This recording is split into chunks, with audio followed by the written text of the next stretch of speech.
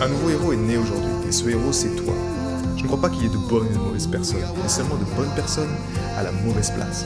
Et être à la bonne place, quand on est un artiste entrepreneur hypersensible, c'est être bien ancré dans son cœur énergétique. La bonne nouvelle, c'est que l'heure est au cœur sur la planète Terre. Et je sais que toi aussi, tu as un cadeau à offrir à l'humanité, un message à partager et une contribution à honorer. Et grâce à cela, tu peux dès aujourd'hui mettre ton cœur au service de ta vie, de ton art et de l'humanité dans les meilleures conditions. Ton message inspirera le monde pour le meilleur et ton cœur montera la voix des millions de personnes. Cette opportunité, c'est ta responsabilité. Alors incarne ce héros que le monde a toujours rêvé d'avoir à ses côtés. Mon nom est Maxime Nardini et bienvenue chez les leaders du présent. Ok Cynthia, bienvenue dans ce podcast. Salut Max. Comment tu vas aujourd'hui? Bah écoute, très bien, très bien. Je suis dans la nature, je marche. Ça va, très bien. Génial. Comme tu le sais, voilà, on parle ici de... On aime aller au cœur du cœur dans ce podcast. On aime également parler d'hypersensibilité, également un peu d'artpreneuriat, tout ce qui touche à l'art, tout ce qui touche aux créateurs, et de leadership, parce que quand on est aussi des artistes ou des entrepreneurs de la vie, des artisans entrepreneurs du cœur, ça demande d'avoir son drive, d'avoir ces choses qui font que le vélo avance pour pas qu'il tombe. Donc, aujourd'hui, en tout cas, dans cette aventure, pour toi, j'aimerais juste que tu nous partages un peu comment, déjà, ça a commencé, on va dire, ce chemin du cœur, cet éveil, cette ouverture du cœur, ce chemin d'ouverture, tout ça. Quels ont été les cadeaux, en fait, que la vie t'a choisi de mettre sur ton chemin? Alors les cadeaux, on va peut-être revenir l'année dernière, mais vraiment pile poil un an là de l'année dernière, Max. J'étais au bord du gouffre, on va dire. J'ai vécu un burn-out, mais vraiment au niveau parental et au niveau professionnel intense. Et à ce moment-là, voilà, j'étais perdue en fait et c'est voilà, je savais plus comment voilà, le mental était très présent. Je voyais plus comment avancer et voilà, c'est ça quoi. Et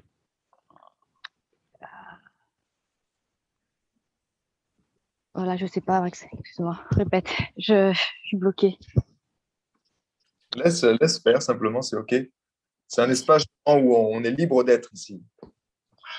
Euh, ouais, en fait, c'est tout nouveau pour moi, là, et cette énergie du cœur, c'est arrivé, c'est le cadeau de l'univers, on va dire, mais je m'attendais pas. En fait, il m'a croisé sur ton chemin à travers juste une publicité. Au moment où je me comprenais plus, je comprenais plus ce qui m'arrivait, en fait, même au niveau de la sphère familiale, c'était compliqué. Et c'est là où le message du cœur me parlait beaucoup. Voilà. Et ça vibrait en moi, ça résonnait beaucoup en fait en moi. Et de fil en aiguille, je pense, du coup, on est amené à échanger de ça là maintenant. Tu vois, je trouve ça waouh quoi. C'est c'est intense et en même temps, je vois maintenant enfin, où je vais. J'ai confiance à la vie et et, et voilà, je vis tout simplement quoi. Et je vis une renaissance, on va dire. Voilà, c'est ce que je vis actuellement. Une renaissance, ça fait un an en chemin là. Et, euh, et voilà, c'est ma renaissance. Ça fait un an, donc c'est mon anniversaire. J'ai envie de D'accord. dire. Voilà. OK. Et quand on pense voilà, à une personne qui est dans le burn-out, tu vois, où c'est dur, c'est difficile, Mhm. qu'est-ce qui était pour toi, on va dire, comment ça s'est traduit concrètement dans tes sens? Comment ça s'est traduit, en tout cas, ce que tu as fait, en fait? Et est-ce que tu te souviens comment, justement, ça s'est réouvert? Comment tu as retrouvé ton espace? C'était quoi la sensation, en fait, que tu avais eue, en fait? Ce burn-out, c'est au niveau physique. Ça démarre déjà par des symptômes physiques. J'arrivais plus à dormir. Je ressassais beaucoup de la nuit. Voilà, c'est des insomnies. Alors au niveau de mes relations, de ma relation avec mes enfants, enfin mon mari, c'était des énervements, voilà, je sortais quelque part, enfin voilà, c'est des aigreurs là en moi quelque part, et je suis coupée. Ah voilà, là, ça revient maintenant, tout simplement. Je suis coupée de ma joie de vivre, tout simplement. J'avais plus de goût, voilà. En tout cas, en tant qu'hypersensible, je pense que en tout cas, c'est ce que je ressentais, c'est que j'avais plus goût à rien en fait. Je savais pas quoi faire. Je savais pas quoi faire dans le sens, je fais la marche, je cours. Je ressentais pas cette vie en moi en fait. Et c'est ça qui était coupé. Et je l'ai coupé en fait aussi, hein. Donc même ma relation avec les autres, avec les autres, avec les amis, ben, c'était coupé quoi. Je ressentais plus cette joie de vivre. Ben, ce qui amène du coup peut-être à ta prochaine question, mais ce qui m'a ouvert le cœur, c'était cette rencontre avec toi. J'ai commencé par la vague de cœur, l'harmonisation du cœur, qui m'a finalement en fait j'étais coupée de moi quoi. J'étais déconnectée de moi-même tout simplement. Donc je pense que les gens qui sont en burn-out, il y a cet épuisement qui est là. Et il y a aussi le fait que ben, ils sont déconnectés d'eux-mêmes en fait. Voilà, il y a plus d'énergie. Mm. C'est un problème d'énergie. Enfin, c'est pas un problème, excuse-moi. C'est pas un problème. Voilà, c'est cette déconnexion qui est là et qui fait que l'énergie ne circule plus quoi. Voilà. Ouais, ouais. Je me souviens également de ça, moi, quand c'était quasiment, je dirais pas que c'était un burn-out, mais j'étais vraiment pas bien aussi. Et ce stage de permaculture à l'époque, enfin, moi, ce que j'avais ressenti, tu vois, dans cette ouverture, parce que là, ce qui, me- ce qui, ce qui m'appelle en tout cas, c'est d'aller explorer, tu vois, ce shift en fait. Comment ce shift se traduit dans nos vies, où tu es dans un passe d'un modèle où tu es en cage, tu as un cœur qui est en cage, où tu as une déconnexion de ton information source véritable qui est là, qui est présente en toi. Et puis il y a un shift qui se passe et tu fais wow, tu vois. Et, C'est- et moi, c'est vrai qu'à l'époque, c'était cette discipline du cœur dans le sens où chaque matin, quand on faisait ce stage de permaculture, tu vois, on se levait à 6h30, on descendait tous, réunis ici il y avait un espace, on va dire, assez rond, où on s'asseyait tous sur les bancs, on avait tous la tête dans le cul, on se brossait pas les dents, c'était genre on se levait, on sortait de son duvet, tu sais, on dormait dans les tentes, on sortait de son duvet, il faisait encore un peu frais, tu vois, chacun avait sa petite veste et tout. Et tu redescendais, la première chose que tu faisais le matin, tu te mettais en cercle et on faisait ce qu'on appelait à l'époque la syntonisation. Et on faisait quelque Mhm. part l'harmonisation du cœur. Mhm. Et moi, je me rends compte que c'était juste ça, tu vois. Et quand j'ai fait ça, après un certain temps, il y a eu effectivement cette ouverture du cœur. Et cette ouverture du cœur, ça s'est traduit par comme si, tu vois, tu as une ouverture de conscience où tu te dis, où à un moment, tu étais petit, comme j'aime cette image, tu sais, cette chaussure trop petite, tu essaies de rentrer dedans, tu sais. Ah, Ah mais oui. ça va rentrer, ça va rentrer.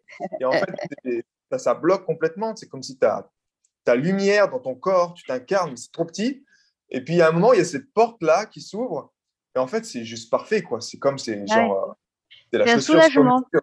Ouais, tu vois, c'est comme si, waouh, c'est là, je suis à ma place. Et cette sensation-là, c'est extra, tu vois, c'est un peu ce que il y a un soulagement qui est là et, et sentir, mais vraiment, cette vibration de se sentir à sa place, quoi. Ça, je trouve ça intense, en tout cas. Enfin, surtout dans un moment où tout paraît sombre, en fait, tout paraît noir, tu vois pas d'issue. Et rien que d'avoir cette sensation, c'est intense. Et ça Wow. fait le chiffre, comme tu dis, ouais. Yes. Et comment maintenant ça en tout cas, est-ce que tu as pu observer le changement si on prend déjà, on va partir plutôt de l'intérieur puis après aller vers l'extérieur, mais ta relation à toi-même dans cette ouverture du cœur, qu'est-ce que ça a apporté en fait en toi? Quels espaces, quels nouveaux espaces tu as pu ouvrir et comment tu l'as vécu au quotidien déjà, juste avec toi-même, pas avec ta famille, mais juste avec toi-même. Alors, ce qui était, et ce que je continue, enfin, ce que j'ai ressenti vraiment au tout début, tu vois, cette compassion à moi, parce qu'il y avait beaucoup de culpabilité. Enfin, quand je parle de mes enfants, c'est que, enfin, voilà, je passais. Alors, quand je parle de banque professionnelle, c'est que, voilà, je me sentais forcée, je me sentais obligée de faire mon job, quoi, en fait. Et Hmm. quelque part, ça crée en moi cette culpabilité envers mes enfants. Ben voilà, c'est comme si, voilà, je les laissais de côté, voilà, tu vois. Et en plus, je crie dessus. Il y a pas cette relation harmonieuse en fait. Et c'est comme si voilà, je suis prise dans ce tourbillon là en fait, ce cercle vicieux. Je savais plus comment sortir. Et l'harmonisation du cœur, bah, c'est vraiment ma porte d'entrée dans cette renaissance que j'ai définie tout à l'heure. C'est cette compassion envers moi-même. Tu vois, cette sensation de ok, il y a ça, mais ça fait pas, c'est pas toi en fait, c'est pas moi en fait. Ça, il y a un moi qui est beau, qui est juste, qui ne demande qu'à se révéler en fait. Et je sais ça, cette sensation de compassion envers moi-même et de savoir que au plus profond, il y a cette lumière qui est là. Waouh, en fait, tu Hmm. vois. Et voilà, je m'accrochais, non, c'est assez, au moment enfin, du recentrage à soi, c'est ce qu'on ressent. Et quelque part, on a cette transversalité, en fait, cet ancrage. Enfin, moi, j'étais vraiment loin de ce que dans le monde où au monde actuel, on va dire, de l'énergie. Enfin, moi, j'ai baigné dans le monde, enfin, dans la foi. Voilà, la spiritualité avant, tu vois, mais il y avait une dimension qui me manquait, c'est c'est c'est euh, c'est que de le vivre en profondeur. Et Hmm. c'est ce que m'a amené en fait à vibrer toutes les vibrations en fait au final, tu vois. J'étais restée dans mon mental en fait au final. Je fais mes prières, je faisais mes prières, mais d'une manière ça restait dans mon mental en fait. Je le nourrissais pas. Je savais pas en tout cas, ça apporte cette compassion dont je te disais tout à l'heure. Je savais pas comment le nourrir intérieurement, profondément en fait.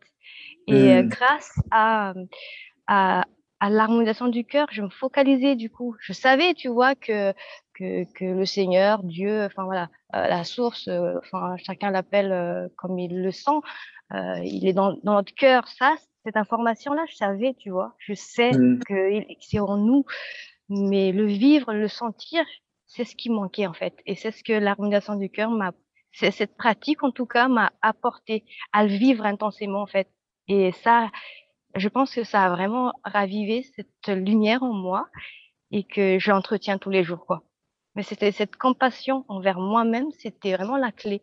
Parce que quand on est dans le noir comme ça, on se sent euh, pas sale, mais inutile. Voilà, tu vois, toutes Hmm. ces sensations, voilà, noires, sombres, des ténèbres, que tu ressens aussi, qui fait partie de moi aussi, quelque part. Finalement, on est être de lumière et d'ombre, en fait, au final, finalement. Voilà, c'est ça. Donc, trouver l'équilibre, en tout cas, et, euh, et baigner dans l'énergie du cœur, c'est ce qui, en tout, c'est ma pratique quotidienne, ma discipline de cœur. Voilà. C'est ce que j'ai envie, voilà, partager. D'accord. Et est-ce que tu t'es autorisé à faire justement des choses que tu t'autorisais pas à faire avant? Oui, oui, oui. Bah, ce qui me vient actuellement, là, c'est tout simplement, voilà, ça ramène pas toujours des fausses croyances, mais l'entendre et le vivre, il y a un petit fossé, un grand fossé, quoi, je veux dire. On nous parle de fausses croyances, tu vois, qu'on a introduit en nous, qu'on a, non- qu'on a nourri en nous, qu'on a pris de l'extérieur et qu'on a été conditionné par ça. Et moi, eh ben, je me renfermais. Je n'osais pas, ne serait-ce, voilà, tout simplement, les réseaux sociaux. J'avais une fausse croyance, on va dire, j'avais un blocage sur les réseaux sociaux. Et actuellement, je me laisse juste vivre, en fait. Je m'exprime tout simplement. Même mettre une photo, tu sais, en profil, je ne l'ai pas du tout. Hmm. Et maintenant, je me dis pas, je vais m'afficher. C'est pas dans ce sens. Mais je veux juste être moi. Voilà, je veux me sentir portée, être moi, tout simplement, et m'exprimer comme je le sens profondément. Ce qui est juste, en tout cas, en moi, en fait. Voilà. Euh, Ce podcast, tu vois, fut un temps, j'aurais été bloquée, j'aurais été stressée. Et maintenant, tu vois, je me laisse aller. Je cherche pas.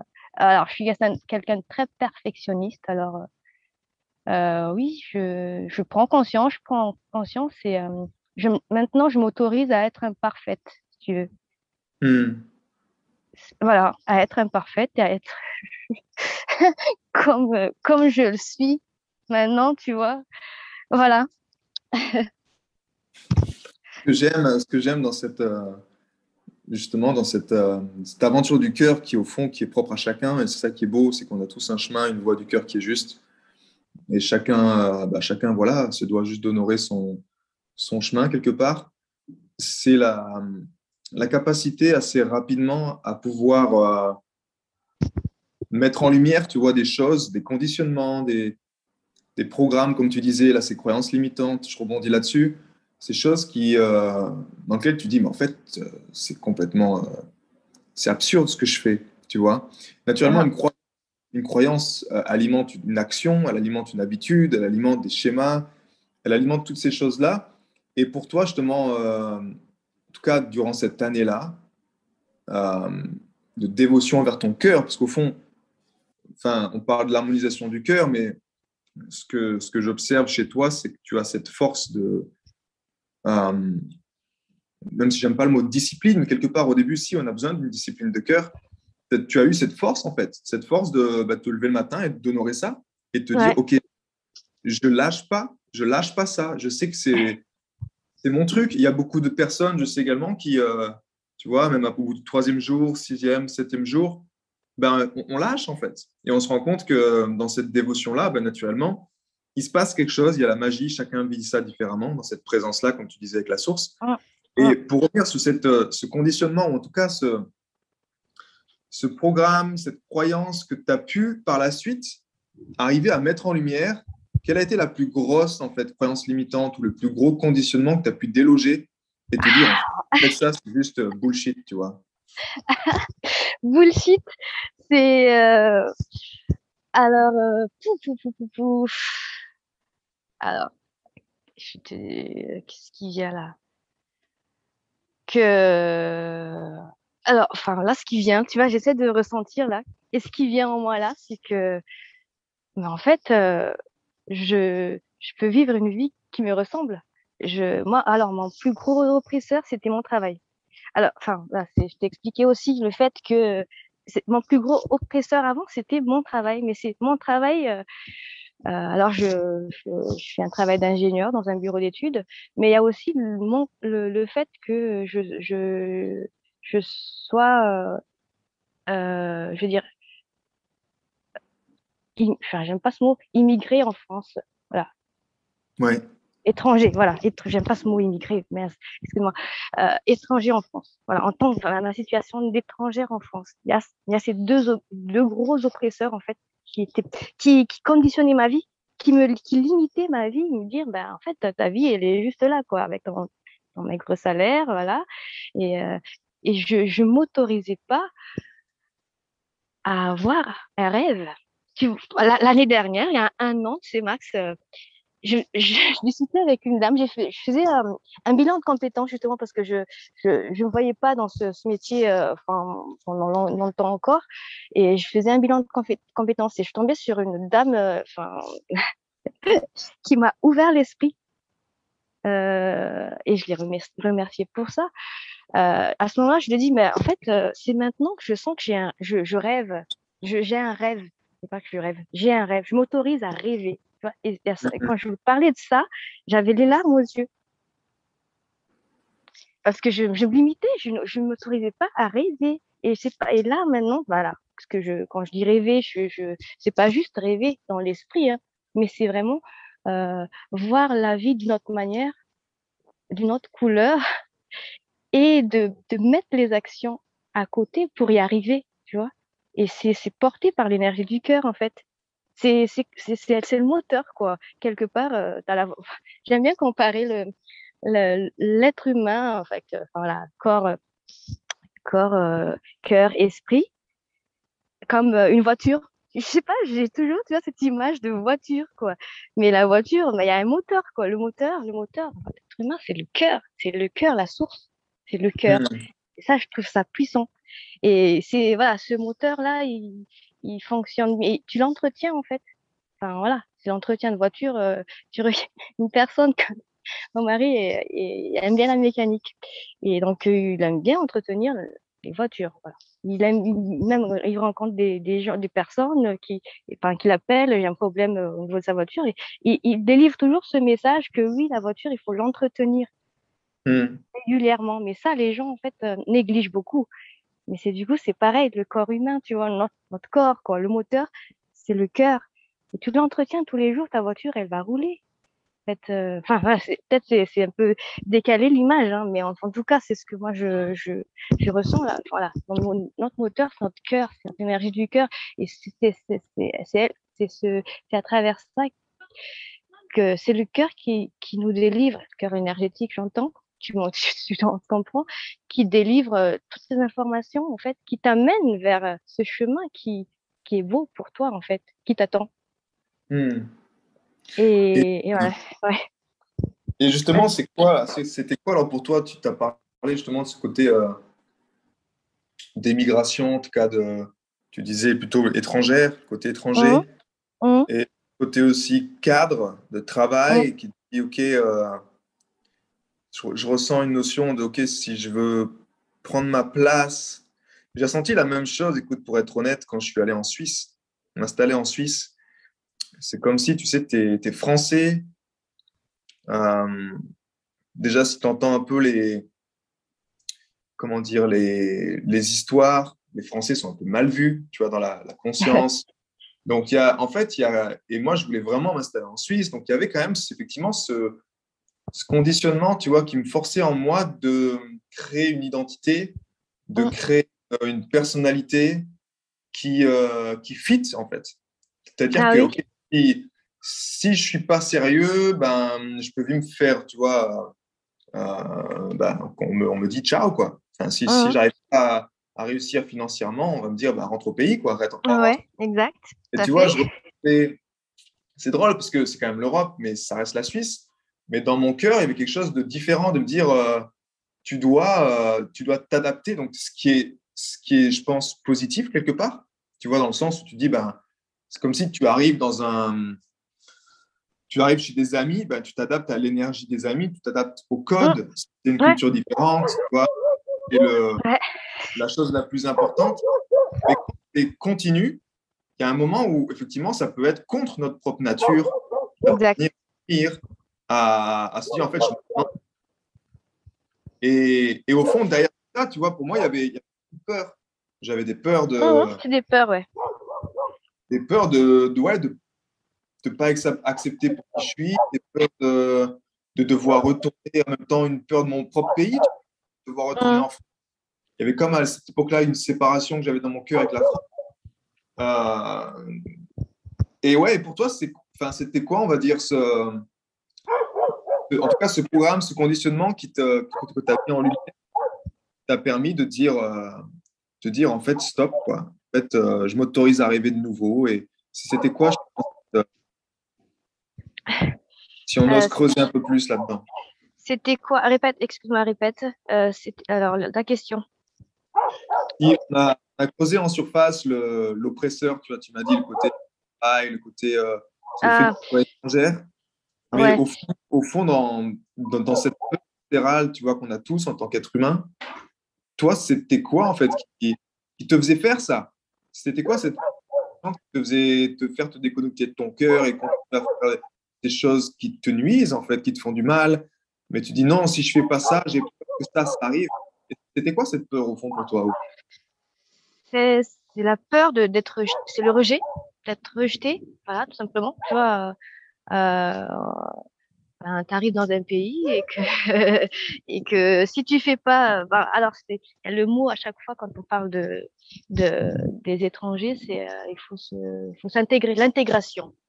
J'ai pas contre ce mot, mais l'intégration en fait, c'est du coup en tant qu'étranger quand on arrive dans un pays, c'est que il faut que je suive ben, du coup ben, le fonctionnement des autres, enfin des, voilà, c'est comme si naturellement en on, enfin, sans prendre conscience, du coup, on prend une autre identité, enfin, une autre casquette. On se dit, ben, voilà, je lâche un peu ce que je sais, je suis. Enfin, en même temps, enfin, je suis arrivée ici à 19 ans et à ce moment, ben, je n'avais pas conscience de, enfin, je vivais là, enfin, je vivais en fait que moi, quoi. Mm. J'avais pas forcément de réel, je veux dire, situation déjà dans mon pays, non, en fait, c'est comme si je vivais naturellement, simplement sans moi, en fait. Et arrivé ici, il fallait que je m'intègre.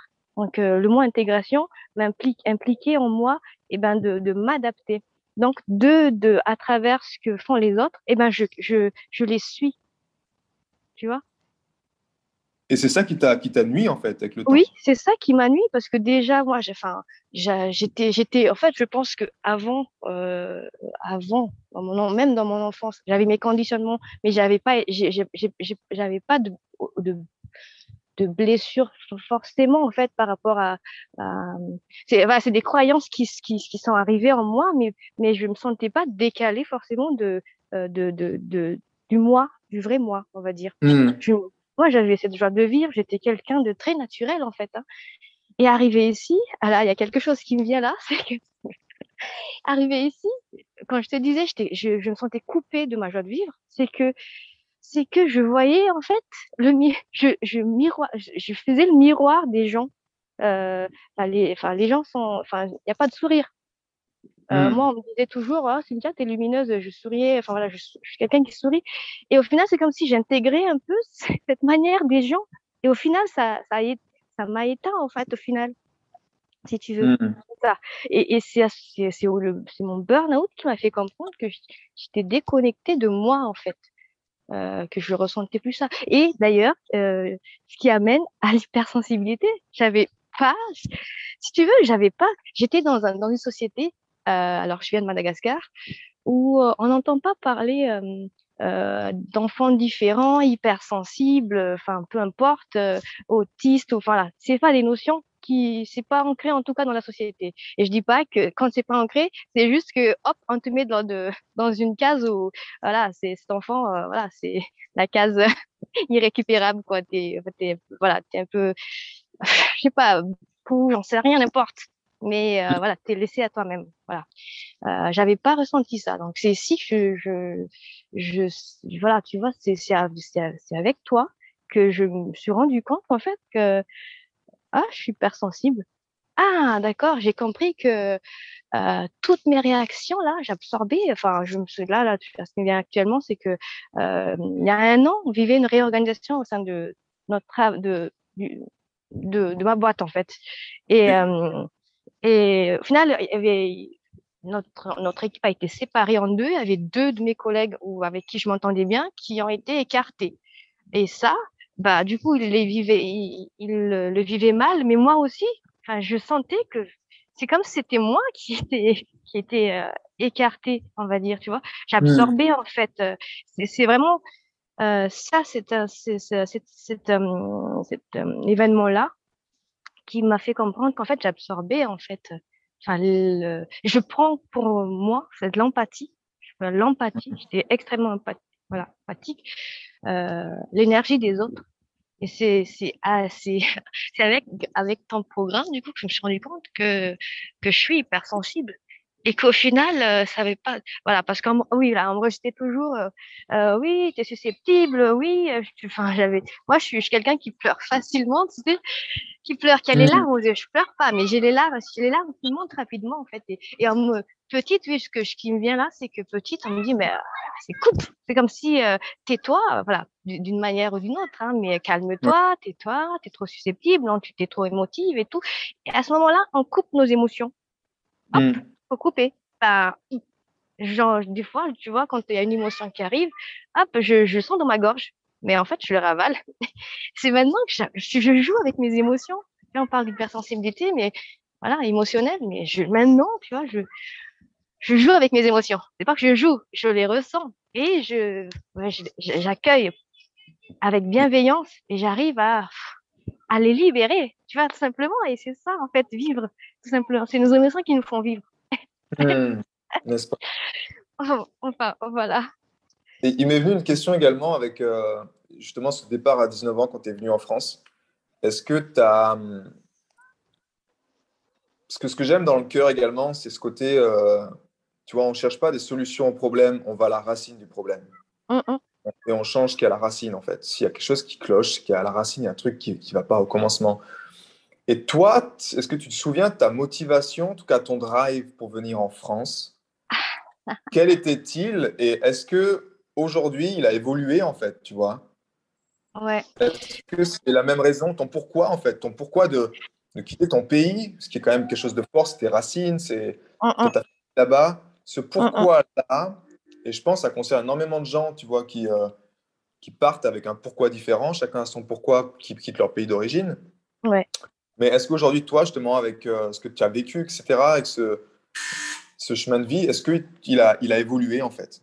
Est-ce qu'il a évolué? Oui, Quoi? il a évolué. Ce mot, alors, ce pourquoi, tu vois, c'était pas. euh, alors, je reviens là, tu vois, cette question-là m'amène à reprendre mon enfance, du coup, quelque part. Moi, je suis la petite fille, j'étais la petite fille intelligente, intellectuellement. Intelligente, j'aime pas ce mot. C'est pas ce mot, en fait, que je mettrais, mais voilà, voilà, j'étais parmi les bonnes élèves, parmi les premières de la classe, voilà. Et du coup, euh, pareil dans la société, enfin, du coup, là où, dans toutes les sociétés d'ailleurs, hein, enfin voilà, on développe beaucoup le cerveau en fait, l'intellect, l'intellect, voilà, l'intellectuel quoi. Ouais. Et, euh, et c'est quelque part, voilà, ça me revient aussi. J'ai pas grandi avec mes parents, tout simplement, parce que là, je reviens au cœur du cœur là. Là, tu m'amènes à quelque chose de d'ancré en moi, de mon vécu. Mais à l'âge de, enfin, 8 ans, je crois, mes parents sont partis. Ma mère a été mutée dans une autre province.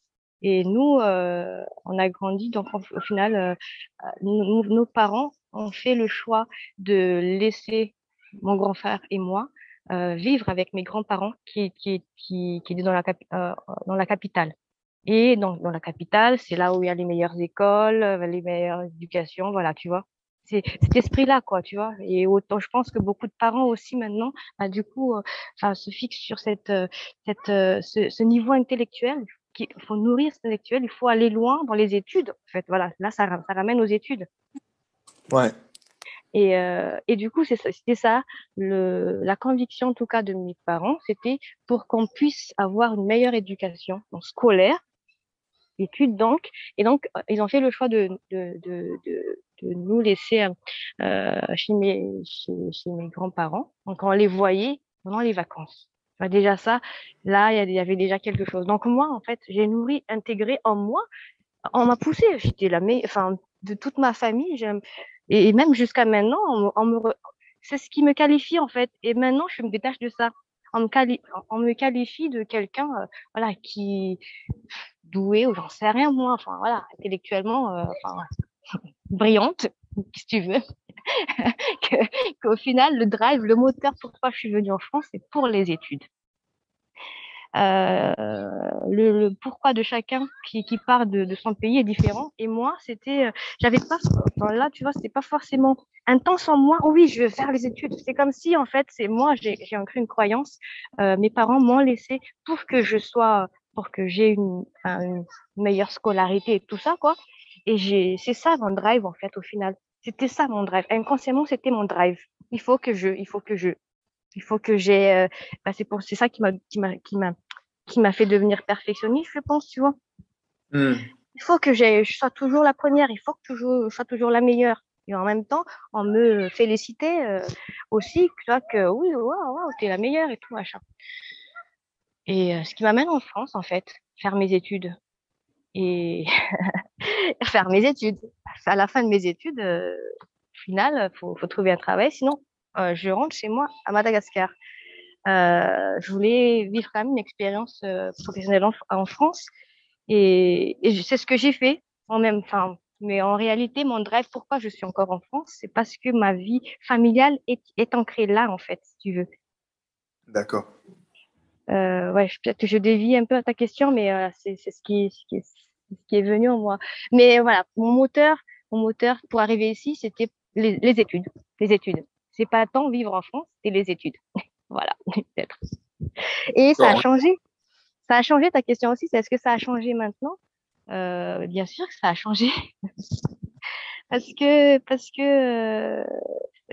même, enfin, du coup, c'est un message que je partage aux parents. Je vois beaucoup de parents qui se focalisent beaucoup sur l'intellect en fait de leurs enfants. Il faut, enfin j'ai des voilà, il n'y a pas de mal dans tout ça, hein, mais se focalise beaucoup sur la scolarité de l'enfant en fait et qui choisissent les meilleures écoles pour qu'ils aillent très loin dans leurs études et tout ça.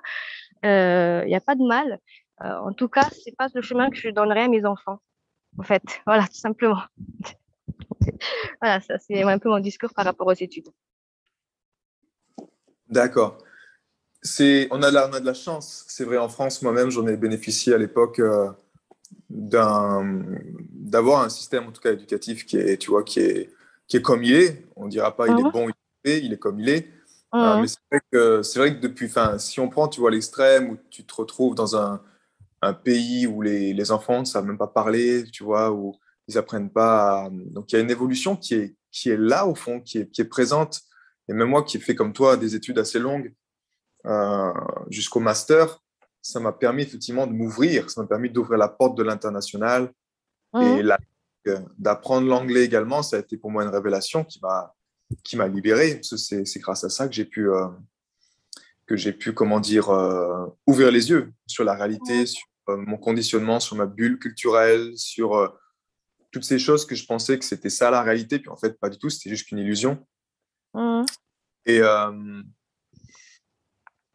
et justement, en fait, dans cette dimension-là, d'aller, de te retrouver comme ça avec ces études et de faire ce job, tu m'as dit aujourd'hui, ce qui au fond, ce qui est là, ma raison pour laquelle je reste en France, c'est ma famille. Et au Mhm. fond, tu te dis justement, tu vois, est-ce que cette direction, c'est pour moi le cœur, c'est comme on le fait dans les harmonisations du cœur, une notion de phare, une notion de direction, tu vois, qui est juste pour soi. Des fois, on se dit, OK, si on allie vraiment l'intellect avec cette direction-là, si tu avais eu Mhm. cette direction du cœur au moment où tu mettais le pied, même moi à l'époque dans mes études, tu vois, tu as une direction et tu sais que c'est ça, et Oui, que tu es fait pour ça, et que exact. naturellement, tu as envie d'apprendre, tu as envie d'être brillante, tu as envie de croître, parce que c'est ton chemin d'incarnation quelque part, c'est quelque Ouais, chose qui oui, oui. est au cœur. Et ben là, naturellement, quelque part, tu as un chemin qui est merveilleux. Est-ce qu'au Mhm. fond, tu sens qu'on a, toi, dans la case scolarité, justement, on perd un peu ce côté direction que, Exact. Ah oui, oui. Alors, je parle pour moi aussi, personnellement, parce que j'avais pas cette notion. Tu vois, quand je te dis que bah, je me suis autorisée à rêver, moi, là, tu vois, autant beaucoup, mais quand j'étais petit, je rêvais, enfin, j'avais un rêve, c'est d'être, je sais pas, enfin, peu importe, tous les rêves possibles. Et moi, il n'y a rien qui vient. Il n'y a rien qui vient. Peut-être c'est étonnant, je sais pas, mais c'est la réalité. J'avais pas de rêve, peut-être que si j'avais, mais je l'ai sorti comme ça. Mais c'est arrivé. Maintenant, tu me dis, c'était quoi ton rêve, Cynthia, quand tu étais petite? Je saurais pas te dire. Donc j'étais vraiment déjà à la base coupée de cet élan du cœur, ouais, ce que j'ai envie d'être portée en fait. Mais c'est vraiment cet alignement entre la voix du cœur et du coup le mental, du coup, quand c'est toujours ton message, hein, le mental, c'est le serviteur du cœur.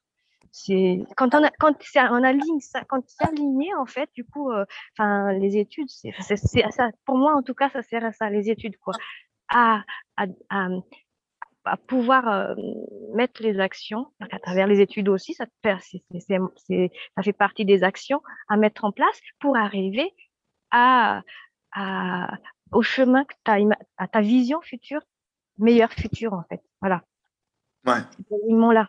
Et ça, c'est ces notions que j'avais pas. J'avais pas, j'étais portée par, bah oui, je vais faire des études. Et après, bah, je vais travailler comme tout le monde, en fait, au final.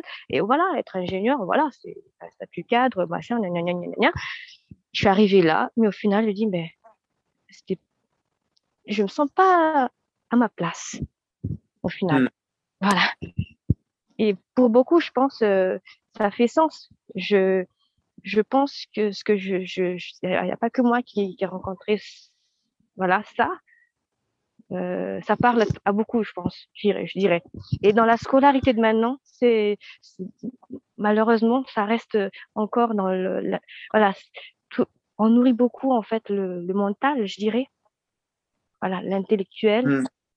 et on oublie que le moteur, on oublie de nourrir le moteur, en fait, qui fait que tu es propulsé, quoi, tu vois? Ouais. Ouais, voilà. Et ta place, et en même temps, c'est ça, tu sais, quand on voit les études, en gros, tu as une notion de, OK, tu fais ces études-là pour être ça, Ouais. genre pas ingénieur en informatique, puis c'est figé en fait. Tu sais, c'est Mm, genre, mm. tu seras ingénieur en informatique toute ta vie. C'est comme si tu maries ton siège devant l'ordinateur, tu sais que c'est Ouais. pour la vie, quoi. Et il y a une Mm, mm. notion qui est complètement désuet, enfin erroné quand je vois, tu vois, le chemin pour moi du cœur, où on est des êtres en constante évolution et où même ton rêve évolue avec le temps. Je dirais que ton grand rêve, lui, si tu le nourris suffisamment, il gagne en clarté, mais il reste Mm, suffisamment le même. Mais après, on va dire, les choses changent. Enfin, on a besoin de changement. On est des êtres mm, mm. qu'on a besoin de changement, on a besoin d'avoir des perturbations de temps en temps, de changer d'environnement, de côtoyer d'autres personnes pour évoluer, pour croître, tu vois. Mm. Et effectivement, une illusion de se dire j'ai juste un chemin et puis après, pouf, c'est figé toute ma vie. Genre, ben ouais, on meurt à 80 ans, c'est le code naturel, quoi. Mais tu sais, Maintenant, j'aime bien. Ouais. toi, tu as ta place justement, parce que tu as vu que tu es en évolution et que je te parle maintenant, mais à l'image d'un bouquin, si je lis un bouquin aujourd'hui que j'avais déjà lu il y a 3 ans, bah, il va être différent parce que moi-même, je suis différent. Pour toi, quelle est ta place en ce moment-là, maintenant? C'est quoi? Où est-ce que tu te sens à ta place? C'est quoi qui t'inspire? C'est quoi qui te fait vibrer? C'est quoi ce message de cœur que tu as passé? Où est-ce que cet élan du cœur, il est en train de te porter où en ce moment? Mon élan du cœur, bah, sur bah, là, en fait, je me sens à ma place hein, dans mon rôle de parent. Et en même temps, dans mon rôle Et, de parent qui fait partie de moi, et en même temps, dans mon rôle, bah, tu vois, je m'autorise, voilà, on parlait tout à l'heure des fausses croyances, enfin, et tout ça. Je m'autorise à quoi maintenant? Je m'autorise à, à, à être, à me dire vraiment que je suis artiste, en fait. Peu importe dans quel art en fait, mais je sens il y a, il y a cette chose en moi où je me sens portée quand je le fais. Moi, c'est dans l'écriture, tu vois. Et quand je fais ça, je me sens ma place tout simplement. Et j'adore quand tu dis, ben, en dehors de l'espace et du temps, hors du ouais, temps et de l'espace. Et ça fait c'est ces petits instants qui font qu'on se sent vivre. Et moi, ma place, c'est là, être dans mon rôle de parent. Euh, Développer mon côté artistique, en fait, et de l'exprimer au monde. Voilà. mm, Et donc, j'ai à cœur vraiment d'accompagner les parents dans cette évolution, cette transformation émotionnelle, enfin, voilà, d'arriver à une relation harmonieuse, en fait, au niveau de la famille, parce que c'est important pour moi, quelque part. Je me sens, et là, c'est là où je sens ma place. La famille, c'est la base de la société. oui, C'est oui. vraiment la base de la société. Et donc, si c'est dans cette famille-là, en fait, c'est c'est déstabilisé, et ben, Mm, en fait, c'est l'image de notre société. Il y a beaucoup, là, on peut juger, bah tiens, ouais, enfin, le monde est comme ça, le monde est pourri, enfin, il y a beaucoup de violence, un petit peu d'ata. Mais si là, on va au cœur du cœur, mais le cœur du cœur de la société, c'est la famille. La ouais. famille, en fait. Et avant que ça soit une famille, il y a le parent, en fait, la personne elle-même. En tant que moi, tu vois, en tout cas, moi, j'ai fait un travail sur moi. Je suis toujours en évolution, hein. Quand je dis ça, voilà. Toute ma vie, toute notre vie, on va évoluer, on a des aides d'évolution. Mais j'évolue en moi. Je prends ma place en tant que moi-même déjà et en tant que parent après. Et c'est là que je rayonne, je rayonne, je partage ma lumière à mes enfants, en fait. C'est là qu'ils ressentent, ah, Mm. j'ai reçu cette lumière. Et c'est là qu'ils peuvent partager à l'extérieur aussi, en fait, au final. Enfin, moi, je vois vraiment les choses comme ça. Et là où je suis à ma place, c'est quand je parle de ce rôle voilà, ce rôle d'être parent, finalement, tout simplement, avec nos faiblesses, nos forces, notre intégrité. Ça reste grandement ce que tu me dis là, ça m'a fait vraiment vibrer ce côté que la famille, c'est un peu le tout en fait. C'est ça Ouais. qui fait que la société, si elle est déstabilisée, ben, naturellement, ça vient de la famille. Et c'est vrai que Mm. si on peut séparer, enfin même moi moi la séparation n'était pas, on va dire, physique, même si on peut dire oui, parce que mon papa travaille beaucoup aussi, tu vois.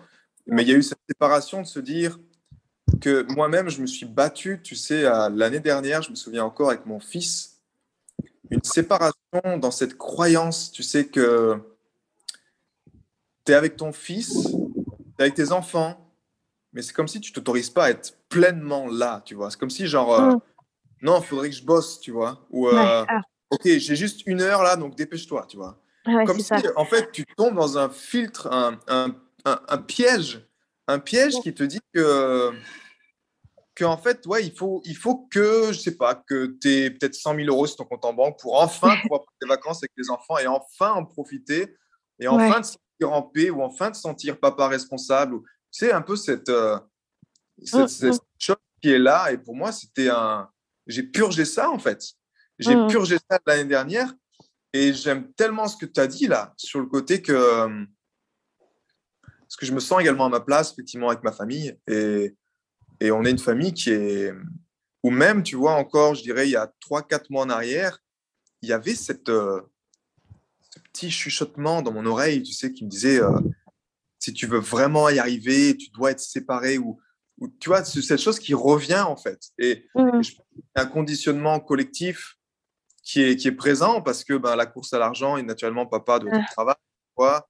Mais en même temps, dans ces années qui sont importantes, et tu vois, là, j'ai mes enfants en bas âge également, ben, mes 3 enfants en bas âge mm, ici. Et il n'y a rien de plus beau, en fait, je dirais, de vivre au rythme de sa famille. Mais ça veut dire en respectant le rythme de chacun, tu vois. mm, ouais. De prendre sa place, mais au rythme de sa famille et avec le respect des besoins de chacun également. Ça, c'est Mm, important. Mais de respecter ce rythme et des fois de se dire, là, on vit au rythme euh, si on a des âmes qui sont en train de s'incarner, ils sont dans un âge qui est sensible à 2 mois, tu vois, ils sont tout petits. Eh bien, ouais, le choix de ne pas aller, de ne pas tomber même sous la peur, si tu vois, s'il y a des stress, que ce soit économique, que ce soit d'autres stress également, que ce soit avec le Covid, avec tout ça, mais de choisir, de faire le choix de mettre la présence avant tout et de mettre mm, cette qualité surtout de présence, je dirais. mm, Être là sans ouais, être là, comme je le disais juste avant, tu vois. mm, Et ça, c'est pour moi la plus grande des richesses également dans ma famille, ben, qui fait qu'on se sent à sa place, qui fait que tu sens que tu fais ton job et que tu sens que tu te sens heureux. mm. Et, et pour toi, justement, là-dedans, ce serait quoi, enfin, c'est quoi en tout cas, je sais pas si je dois se dire style de vie, mais en tant que maman, tu vois, pleinement à sa place, c'est quoi ce que tu crées en ce moment qui te permet enfin, quel est ce style de vie que tu vas avoir? Est-ce que c'est un style de vie où tu es toujours avec tes enfants, tu vois, que tu voyages, c'est quoi en fait Ah, quoi, ta place où tu te sens bien et que comment ça se traduit dans la réalité en fait? euh, alors, moi, je dirais, tu vois, là, mon besoin réel actuellement, c'est de me sentir, enfin, de, d'être. près de mes enfants, bah, de, de vraiment d'être présent. Mais alors, alors, vivre pleinement. Alors, pleinement, ça veut pas dire pas en temps, en fait, mais intensément, voilà, dans la relation.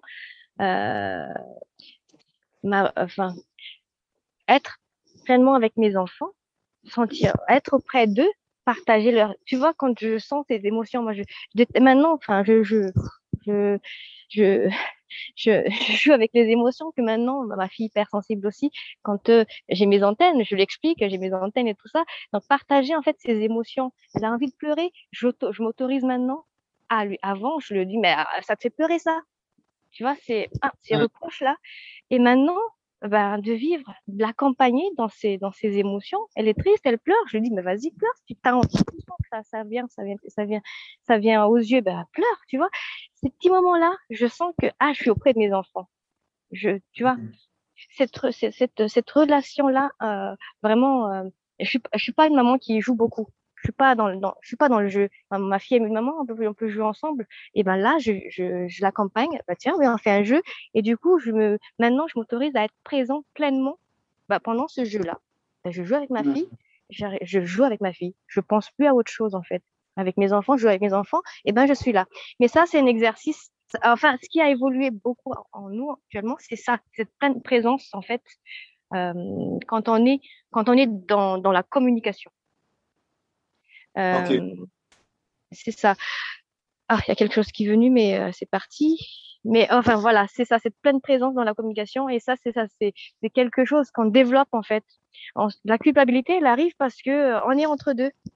J'aurais aimé jouer avec lui, mais j'ai mon boulot qui est là aussi, enfin, la rumination, et on est partagé. Au final, on se dit, bah, j'ai pas réussi à être pleinement avec mon fils. Mais tu vois, cette culpabilité. Mais Ouais. quelque part, si on travaille vraiment à la source, en tout cas, moi, pour ma part, en travaillant à la source, en fait, c'est moi, je prends ma place, je suis ancrée, je prends ma place, et du coup, naturellement, bah, je viens partager ces moments-là avec mes enfants, tu vois. Je m'autorise à le faire. Je suis dans ma pleine conscience, la pleine présence de ce qui se passe en moi et que quand je sens que, tiens, je dévie, mais je pensais à, le repas n'est pas prêt, mince. Et du coup, je joue avec mon fils et voilà, oui, oui, oui, oui, oui, tu vois, à moitié. Et ben là, Mm. quand je suis dans ces moments-là, et ben j'arrive à revenir c'est ça, on parle beaucoup de l'instant présent, mais tu vois, j'arrive à ça maintenant, à revenir à ce moment-là avec déjà le lien avec l'enfant. Et je Ouais. m'autorise, bah, je le fais après, c'est pas grave, bah, je le fais après. C'est voilà, la pleine responsabilité de ce que que je fais dans l'action de l'instant présent, en fait. Voilà. Mais en même temps, vivre ma vie de femme aussi. Enfin, ma place aussi, elle est là, quoi. Tu vois. Autant je peux être maman, je peux être totalement femme, totalement une femme active, quoi. J'ai envie d'être entrepreneur, tu vois. Maintenant, c'est ce que je suis en train d'évoluer dans ce chemin-là, et j'ai envie de me donner du temps aussi. Ben, moi-même, mon cadre, on dit toujours oui, avoir un temps pour soi. Mais poser ces cadres-là, c'est avec l'énergie du cœur quand on le fait naturellement et facilement. Mm. Ok. Il y a des mots qui m'ont fait sourire quand je les ai entendus. C'est le côté jeu. Ouais, Le côté jeu et le côté en fait ce jeu de la vie, tu vois. mm, Je m'autorise à jouer. Non, il y ouais, avait le côté jeu et le côté artiste. T'as dit le côté jeu, je m'autorise à jouer avec mon fils, alors qu'avant, tu vois, c'était un peu genre non, j'ai pas le temps ou ça. mm, Et le côté artiste. Et comment toi, pour revenir sur ce côté justement du cœur de ta voix d'artiste également, tu sens que tu es une artiste de la vie. Ce côté jeu-là et ce côté artiste, comment tu le fais danser ensemble? Est-ce que tu arrives en ce moment à le faire ou est-ce que c'est un travail encore de découverte avec toi-même? Comment ça se passe en fait dans ce côté-là? Ta relation avec ce jeu et cet artiste qui est en toi.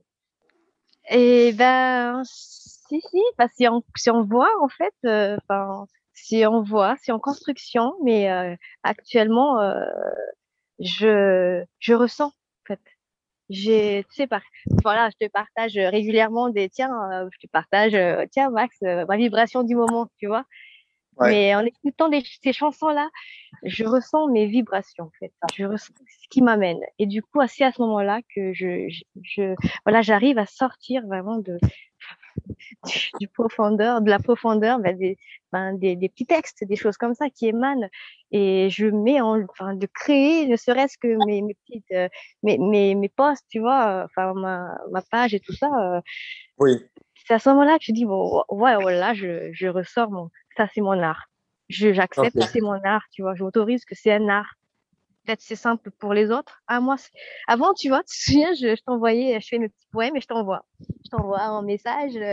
Tiens, Max, ok, tu dis cool, super, tout machin. Mais alors, avant aussi, je demandais la validation.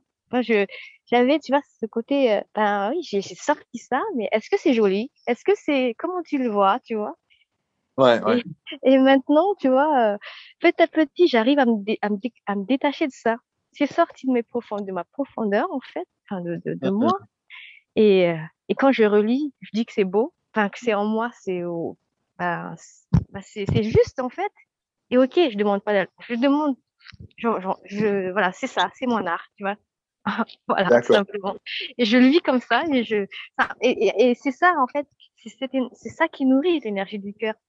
On est dans la créativité, cette sensation de créer, d'avoir quelque chose. L'enfant qui te présente son dessin, c'est là, en fait, l'exemple, tu vois. Ce dessin, là, même si c'est juste un petit bonhomme avec un rond, un trait, machin, lui, il l'a fait enfin, vraiment, c'est juste pour lui, c'est ce qui est sorti à ce moment-là. Et c'est beau pour lui. Mhm. Maman, je t'offre un dessin. C'est pas un simple, Ouais. nous, l'adulte, c'est un simple dessin. Mais l'enfant, c'était son art, tu vois. Et nous, on dit, oui, c'est beau, c'est beau, c'est beau, c'est les mots. Mais bon, voilà, c'est un peu comme ça, quoi. Mais Ouais. ça vient vraiment, tu sens que ça sort de tes tripes. Là, c'est, là, c'est autre chose. C'est Ouais, intense. on est d'accord. Mm, mm. Tu es aujourd'hui là, présente justement avec ton cœur sur ce chemin d'incarnation. Quel message tu enverrais à la Cynthia, justement, petite, la Cynthia qui est, voilà, celle qui est artiste, celle qui est vraiment, on va dire, dans ces périodes d'âge où tu es, dans l'effervescence, tu es en croissance. C'est quoi le message que tu as envie de lui transmettre, en fait? Et je lui dirais, c'est ce que je lui dis, en fait, hein. Je parle à moi-même, hein. On dit que c'est les fous qui parlent à soi, qui parlent à lui-même. Mais je parle à moi-même, en fait, parce que cette fois, mais je lui dis que oui, on va faire ce chemin ensemble. Oui, on va le faire. On va faire ce chemin, même si moi, je sens que j'ai cette peur-là, encore, mais que j'essaie de les enlever, libérer petit à petit, mais on va le faire. Je m'autorise à l'écouter, en fait. Tu veux Allô? dire que c'est presque une relation où c'est elle qui devient Oui, je dirais pas le mot maître, mais c'est elle qui devient ton inspiration et ouais, c'est ça. C'est surtout, tu vois, alors ça, peut-être, j'ai pas évoqué tout à l'heure, mais cette dissociation entre, ah, ça, c'est le fruit de mon ego, de mon mental et tout ça. Ah, oui, ça fait partie de moi. Mais oh non, je veux écouter la Cynthia qui veut, comme ça, en ouais, fait. Ouais, c'est un peu ça. d'accord. Ouais, cette capacité à se dire, à être acteur, observateur de nous-mêmes, en fait, tu vois. Et ça, Oui, c'est difficile à dire, à exprimer. Ça se vit. oui, oui, oui, oui. Je partage ça avec mon mari et oui, oui, oui, je comprends. Voilà. C'est- Et lui, donc, ça, la réponse enfin, de la personne à qui je partage ça, par exemple, il ressent pas forcément, c'est moi qui le vis. Donc, avec mes mots, ça fait pas forcément. C'est en le vivant qu'il va me dire, ah, c'est ce que m'a décrit, tu vois. C'est un peu ça. Ouais, ouais, d'accord. Et maintenant, vu que tu as à cœur justement les parents, vu que tu as à cœur justement cette parentalité, cet accompagnement, cette harmonie dans les relations parents-enfants, si tu avais une pancarte, on va dire de la taille d'un immeuble que tu pouvais mettre, que toutes les personnes de ta ville pouvaient le lire, qu'est-ce que tu écrirais dessus? Euh, Alors, ce qui me vient là, tu vois, c'est ben, tu es la solution, tu es la clé pour ta famille, pour tes enfants. Voilà. Enfin, peut-être ça parle pas, mais c'est vraiment voilà, c'est mon message. En fait, c'est les parents sont la clé pour le bonheur, donc la liberté personnelle de l'enfant. On est heureux quand on est heureux, on est heureux en étant soi-même, quelque part. Ouais, Donc, voilà, enfin, c'est un peu voilà, dans ce message-là, il y a ça, quoi. C'est autorise-toi à être toi-même en tant que parent. Et bah, en fait, c'est ton cadeau pour ton enfant, pour que oui, lui-même, il s'autorise à être lui-même. super. Donc, dans la joie, enfin, voilà, être heureux, quoi, dans sa vie. Tu as, quand tu étais à Madagascar, tu avais un. Enfin, je sais que la langue, il y a beaucoup de Français là-bas, enfin, ça parle français, mais est-ce que tu as une langue source là-bas? Que toi, Oui, le malgache, ouais. Ouais, le malgache. Comment tu pourrais le dire en malgache, ça? En Ah, gros, tu es la clé, tu es la solution. alors là, euh, Yana aurait mangé, alors solution, je sais pas comment dire. Ou la clé, ou. Waoulana, voilà. Waoulana wani, kanakavino. Un peu comme ça. Un Ok, peu comme ça. ok. Ça pétille en tout cas, cette langue, on sent qu'elle est en toi et que. Non, parce que je te dis ça parce que des fois, tu sais, le français, même moi qui suis auteur-compositeur, quand j'écris une chanson, en tout cas quand je suis connecté à. Justement, on parle de cet enfant intérieur, tu vois, que je lui laisse les clés, que il prend les rênes et je l'autorise à créer, à m'inspirer.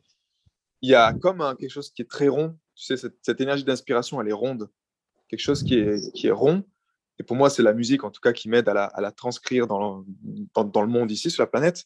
Mhm. Et après, il y a à côté mettre des paroles. Et parfois, le français, moi, je reste comme si j'arrive dans un. Encore une fois, cette image, cette chaussure trop petite, tu vois. Ah, J'ai toute cette énergie, puis paf, je me prends un mur et ça devient ah. tellement fracturé ou tellement étroit, tu vois, comment arriver à dire ça avec un mot, tu vois, comment arriver Hmm, à dire ce que je ressens là avec ces mots-là. Et c'est pour hmm. ça que mon choix, la plupart du temps, mon choix de la langue anglaise, c'est juste qu'il y a une notion de, ça se rapproche un peu plus de ma rondeur spirituelle, Ouais, tu vois. ouais, ouais. Et toi, est-ce que tu ressens la même chose? Comment tu ressens ça avec le malgache, justement? Quand tu parles malgache, quand tu parles français, tu sens qu'il y a quelque chose qui se passe en toi? Avec la langue, je dis pas que je l'ai perdue. Enfin, je suis revenue au pays il y a 2 ans et c'est revenu facilement, mais je pense que non, c'est pas comme tu le ressens toi. Enfin, c'est plutôt la langue française où je me sens à l'aise. Le malgache, c'est différent. Quand je parle tu vois, ce qui est ancré en moi par rapport à mon pays, c'est pas tant la langue finalement. C'est vraiment la terre. Là, ça paraît anodin ce que je dis, mais quand je suis revenue, tu vois, cette odeur de la terre, c'est ce que Ouais. je recherche ici en France, tu vois, je passe, enfin, dans la nature, et c'est ce qui me manque, c'est cette odeur de la végétation, cette odeur de la terre, quoi. Hmm, Voilà, c'est pas tant la langue, mais ça, cette odeur de la terre, de la source, qui me manque ici, en tout cas. d'accord. Voilà. Tu prévois d'y retourner sous peu à Madagascar? Ouais, oui, c'est dans les projets, c'est dans les projets en famille, et si, ça se construit. Mais oui, je sens que je suis attachée à mon pays. Tu vois, je suis émue D'accord. quand on parle. Hmm, Voilà. yes. Cynthia, merci en tout cas. Ça a été un plaisir de partager ce moment avec toi. Ouais, moi aussi, ouais, ouais. Mais tu sais, On c'est a la première parlé. fois que je fais ça, hein, donc tu vois, je m'autorise. Voilà. Eh ben, yes, merci de nous faire ce cadeau. Parce qu'on sait que la première fois, c'est pas toujours évident. C'est même comme prendre sa guitare et puis jouer la première fois dehors. C'est très inconfortable, comme on le sait. Donc merci pour ça. On a voyagé, on a bien voyagé dans ce podcast. Et puis, bah, écoute, une belle suite. Est-ce que tu voudrais partager dernier message d'inspiration, quelque chose qui te parle, qui est là, qui est présent, que tu souhaites partager avant qu'on ferme ce podcast. Autorise-toi à prendre ta place. Voilà, c'est ce qui est ressorti de ma vie. Voilà, autorise-toi à prendre ta place, ta vraie place. Autorisons-nous. Voilà, il y a un cadeau derrière nos peurs, il y a de beaux cadeaux en fait. Et voilà, allez les dépasser, allez les libérer, allez les accepter et les libérer. Et derrière, il y a un cadeau. Yes. Super. Génial. Une belle journée en tout cas. Ouais, merci Max merci d'avoir permis ce moment. Et moi aussi, ça m'a fait plaisir en tout cas. Enfin, je me sens heureuse de partager ça à toi et à tous ceux qui écoutent ce podcast. Yes, génial. Une belle journée. Merci à toi encore. Merci ciao. Et à tout bientôt. Ouais. Ciao. J'ai été très heureux de te partager toutes ces informations. Si elles t'ont inspiré, sens-toi libre de partager ce podcast à des amis qui pourront en bénéficier.